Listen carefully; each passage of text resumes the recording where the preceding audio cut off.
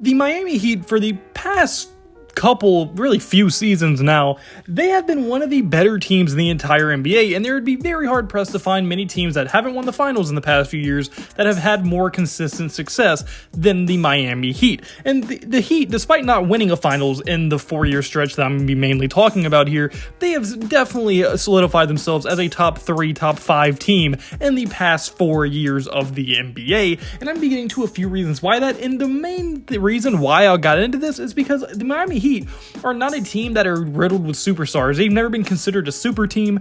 They never have the most talent on their roster, but yet they're always towards the top of the NBA when it comes to playoff time and where they finish in the playoffs as well. So I'm getting to all that in this video, a few reasons why I think contributed to their success, and all those things above. And if that does sound interesting to you, please watch the video all the way through. And without further ado, without rambling on too much, let's get right into this video. And the first thing I really want to get into, let's just highlight all the success they've had. In the past 4 seasons, since 2019, they have made it to 2 NBA Finals, 3 Eastern Conference Finals, and 4 times in a row now they have made the NBA playoffs. And in those years, they only finished as the 5th seed, the 6th seed, the 1st seed, and then the 7th seed. So only one time, and it was actually a time they didn't make the finals. The only time that they finished the 1st seed was the year they lost in the Eastern Conference Finals to the Boston Celtics, and every other time they were at minimum, or at most I should say, a 5th seed, which is not that great of a finishing at all for the NBA playoffs. If you're not a top 4 seed, usually you're not a real finals contender,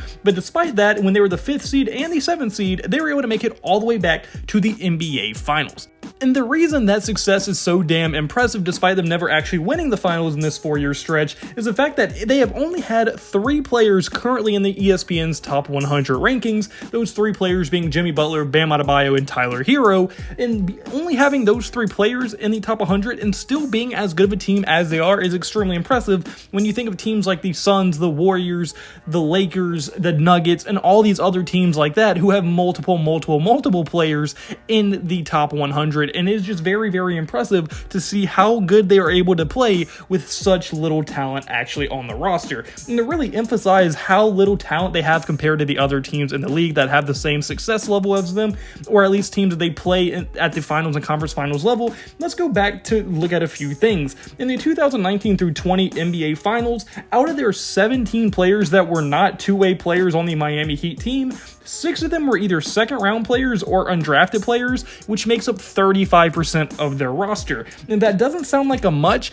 Look at what the Lakers had. In their 2019 season, when they won the finals, they only had, out of the 19 players that weren't two-way players, 5 of them were second-round or undrafted players, which is only 26% of the roster. So they had 9% more undrafted and second-round players, and despite that, they were still able to make it all the way to the NBA Finals. Now, I understand you could say that was the bubble year, you could call it a fluke, maybe they weren't actually supposed to be there. Maybe a lot of things went on in that season that weren't supposed to happen. You could call that a fluke. But now if you even go back to looking at last year out of the 17 players that were on their team that weren't two-way players, 9 of them were undrafted players, which makes up 53% of the roster. Compare that to the Denver Nuggets last year, whose team out of the 17, only 7 of them were. That's only 41% of the roster, which is a 12% difference, which doesn't sound like much, but when you have 2 more players that have been second round or undrafted, to develop those players and have them being significant contributors to your team like the Miami Heat are doing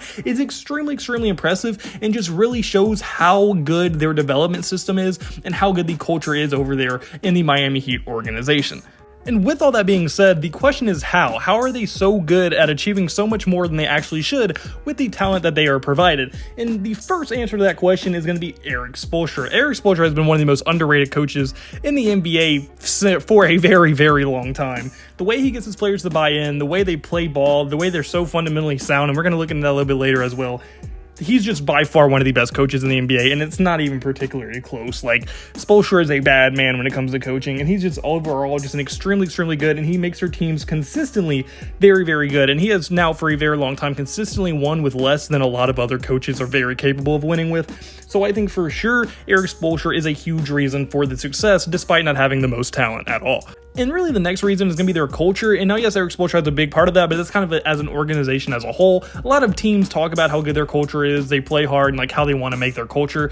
But with the Miami Heat, it is extremely real. Every single player on their roster is consistently 100% fitting with what the Miami Heat want to go with their culture going forward in the future, which is work hard, play hard defense, and just do anything you need to do to win. And that sounds good, but they legitimately practice what they preach. Like they showed that once again by drafting Jaime Jaquez in the draft. I don't think he would have been good anywhere else, but he is literally the epitome of Miami Heat basketball. But loves to work hard, loves to play defense, and is just a hell of a rebounder and hardworking hustle type player. And he's literally a perfect fit for this Miami Heat culture, and I think he is going to have a great role for a long time with the Miami Heat. Now, I don't think he should go anywhere else because I don't think he's going to be used correctly, but with the Miami Heat, they're going to use him correctly, and he's probably found the best spot, not even close, by far, for his skill set in the entire NBA, and the Miami Heat found their guy. Like, they wanted a role player that can do anything. That's what Jaime Jaquez is going to be. He's never going to score like you 20 points probably, but he's going to get you about 10 rebounds, 4 steals, tons of hustle plays, diving on the floor, things like that.